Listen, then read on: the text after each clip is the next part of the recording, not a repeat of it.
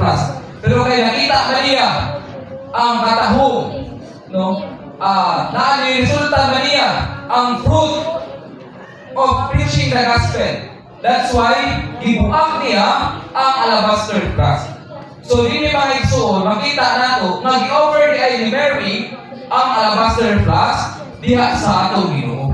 So ani na time, ang alabaster flask mao ni ang pinaka-importanteng naka ni Mary mga igsoon. So salamat sa Ginoo kanini sa lain nga pagkasulti, gitugyan niya ang naan niya diha sa atong Ginoo. That's why sa Mark 14, giingon sa atong Ginoo na what this woman had done shall also be told as a memorial of her. So, mga igsoon, punta sa atong pagkabatanon, masama ta ni Mary.